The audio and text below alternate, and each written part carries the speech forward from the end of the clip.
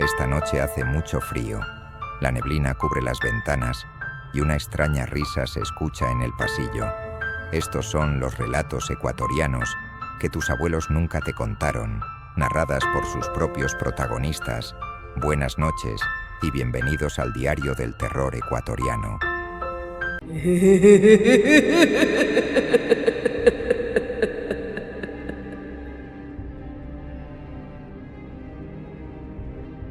Relato número 1. Mi nombre es Mariana y mi vida siempre ha sido de lucha. Vivo con mis 3 hijas en una casita pobre, levantada con bloques y techo de zinc, en las lomas polvorientas cerca de la avenida Simón Bolívar, en Quito. El padre nos dejó hace años y yo sobrevivo vendiendo caramelos y galletas en los buses. Todas las mañanas dejo a mis niñas encargadas con la mayor, que apenas tiene 14 años. Me despido rápido, porque sé que cada minuto en la calle cuenta para poder llenar, aunque sea, una olla de arroz en la noche. Ese día el trabajo fue igual que siempre. Subirme a busetas, repetir las mismas frases, aguantar el cansancio y la mirada cansada de los pasajeros. Al final de la tarde tomé el bus que me llevaría de regreso a casa. El sol ya se estaba escondiendo y la ciudad se iba llenando de luces anaranjadas. Yo pensaba en llegar, en abrazar a mis hijas, en calentar la comida que había dejado lista la noche anterior. A mitad del camino, el bus se detuvo en una parada cualquiera. Entonces subió una niña pequeña, sola, con un vestidito amarillo con flores. Los pasajeros comenzaron a murmurar: ¿Dónde están sus papás? ¿Qué hace sola? La niña miraba alrededor sin decir nada, y de pronto, cuando me vio, corrió hacia mí. Era Isabel, mi hija menor. Su carita estaba como siempre, con esos ojos grandes y negros que me miraban sin pestañear. Me abrazó con fuerza, tan fuerte que sentí que sus manitos querían quedarse pegadas a mi cuerpo. ¿Qué haces aquí, hijita?, le pregunté. ¿Por qué saliste de la casa? Ella no respondió. Solo hundió su cabeza en mi pecho y se quedó quieta. El murmullo de la gente continuaba, pero yo solo podía pensar en bajarnos juntas y reprenderla en casa. Cuando el bus se acercó a mi parada, me levanté con ella de la mano. El bus frenó y me giré para tomar mi canasta. Al volver la vista hacia Isabel, ya no estaba. Miré debajo de los asientos, llamé su nombre, pero nada. Los pasajeros me observaron en silencio, como si no entendieran mi desesperación. Me bajé confundida, sintiendo que el corazón se me salía por la garganta. Caminé rápido hacia la casa. Desde la esquina vi a mi hermano, con el rostro desencajado.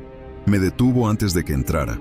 Su voz temblaba cuando dijo: Mariana, tu hija Isabel, la atropelló un camión en la Simón Bolívar. Sentí que me arrancaban el alma. Me dijo que había ocurrido hacía horas, que la habían llevado al hospital, pero no había sobrevivido. Mis otras hijas habían intentado contactarme, pero no tenían cómo. Me quedé parada en medio de la calle sin entender nada. Pero yo la había visto. Yo la había tenido en mis brazos, minutos atrás, en ese bus. Recordé su vestido amarillo, el frío de su piel, el silencio de sus labios.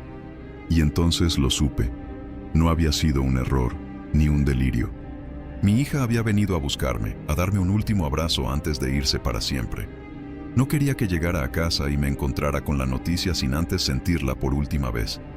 Desde ese día, cuando tomo un bus y veo una niña sola, mi corazón se encoge. Y en silencio, le agradezco a Isabel por aquel último viaje juntas. Relato número 2. Me llamo Matías y en ese entonces tenía 11 años. Desde que mi mamá murió hace una semana, la casa se siente vacía, pero también rara.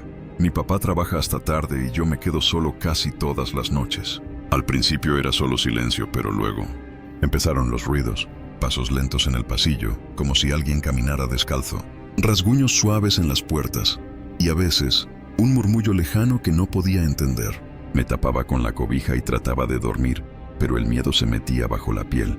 Aquella noche los ruidos fueron más fuertes. Los pasos no se detenían y los rasguños parecían ir puerta por puerta. El corazón me golpeaba tan fuerte que pensé que se iba a salir del pecho. La luz del pasillo estaba apagada y desde mi cama podía ver cómo una sombra se movía. Tragué saliva pensando que era un ladrón. O algo peor. Me armé de valor, abrí la puerta y avancé despacio. Mientras caminaba, vi un destello al fondo. La luz de la cocina estaba encendida. Me quedé inmóvil. En mi mente lo peor ya había pasado. Tal vez alguien había entrado a robar. Tomé un palo de escoba que estaba apoyado en la pared y seguí. Al llegar me detuve en seco. No era un ladrón. Era mi mamá. Ella estaba de espaldas, en silencio, cortando salchichas y friéndolas en la sartén. El olor a aceite caliente y papas doradas llenaba el aire. Era mi plato favorito, salchipapa, como las que me hacía los sábados por la noche cuando veía dibujos animados. Mi mamá no me miraba, solo servía el plato con calma, como si nada hubiera pasado, como si aún estuviera viva. Cuando puso el plato sobre la mesa, se giró hacia mí y sonrió. Sus ojos brillaban y sin decir palabra, me rodeó con sus brazos. El abrazo era cálido, familiar, igual al de siempre.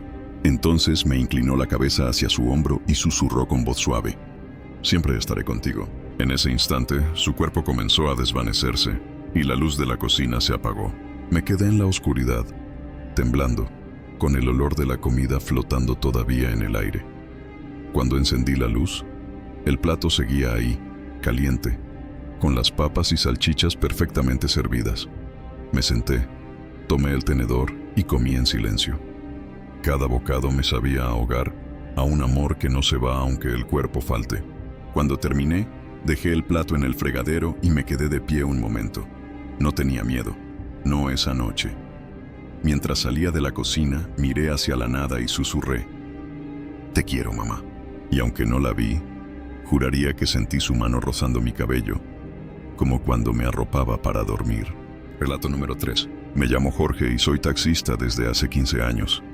Trabajo de sol a sol, recorriendo cada rincón de Quito, recogiendo pasajeros que van y vienen con sus problemas y alegrías.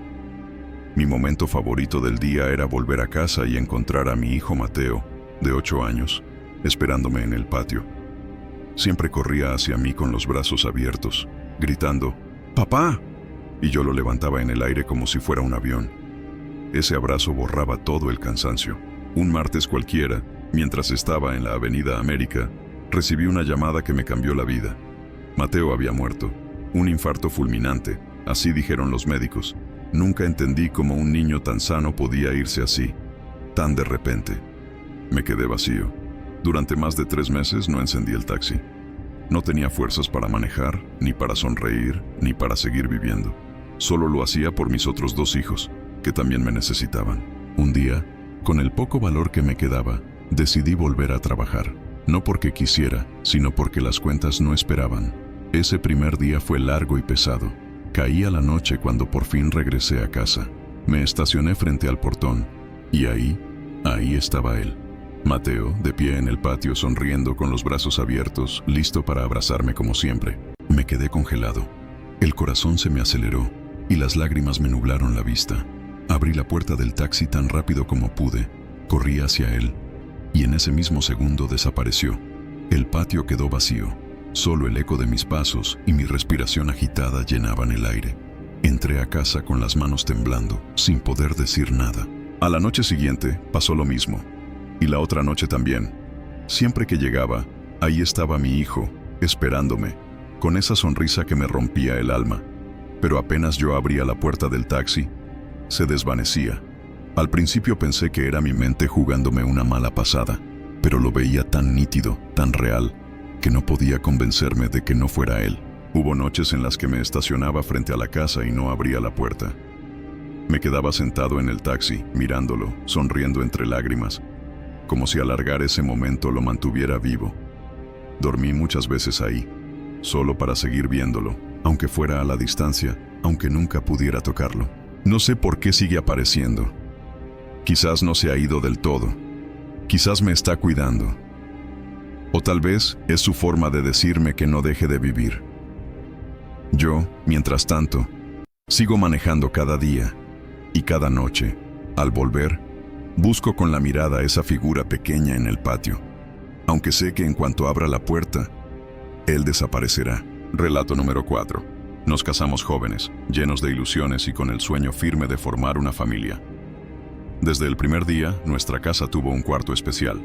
Las paredes pintadas de un suave celeste, una cuna de madera clara junto a la ventana, y sobre ella, un móvil de estrellitas que giraba al compás del viento que entraba por las tardes. Ese cuarto, aunque vacío, estaba lleno de esperanza. Pero la vida parecía empeñada en arrebatarnos ese sueño. 3 veces intentamos. 3 veces perdimos. La tercera fue la más cruel. Mi cuerpo ya no tenía fuerzas y mi corazón se sentía hueco. Esa noche, mientras intentaba dormir, escuché un sollozo tenue en el pasillo. Pensé que mi mente me jugaba una mala pasada, pero el llanto persistía, dulce y apagado, como el de un recién nacido. Me levanté, siguiendo el sonido, y vi que venía del cuarto del bebé. La puerta estaba entornada, y dentro, la cuna se mecía sola, como impulsada por unas manos invisibles. Mi corazón latía con fuerza, y cuando me acerqué, lo vi. Un niño pequeño, envuelto en una manta blanca, me miraba con unos ojos grandes y profundos. Sin pensarlo, lo tomé en brazos. Su calor era real, su peso, el de un bebé vivo. Lo mecí suavemente, cantando una nana que no sabía que recordaba, hasta que se quedó dormido. Cuando abrí los ojos, estaba en mi cama. Corrí al cuarto del bebé. Todo seguía igual que siempre, vacío, silencioso, como si nada hubiera pasado. Semanas después, le ocurrió lo mismo a mi esposo. Una madrugada escuché pasos y lo vi, a través de la rendija de la puerta, sentado junto a la cuna, meciendo al mismo niño que yo había visto. Al volver a nuestro cuarto, me miró con una mezcla de asombro y ternura. ¿Tú también lo viste?, me susurró. Yo asentí, y por primera vez en mucho tiempo nos sonreímos con verdadera esperanza, como si supiéramos un secreto que no necesitaba palabras. Un año después, contra todo pronóstico, nació nuestro hijo. Cuando lo sostuve en mis brazos por primera vez, sentí un escalofrío. Era idéntico al niño que habíamos visto aquellas noches, como si, todo ese tiempo, hubiera estado esperando el momento justo para llegar a nosotros.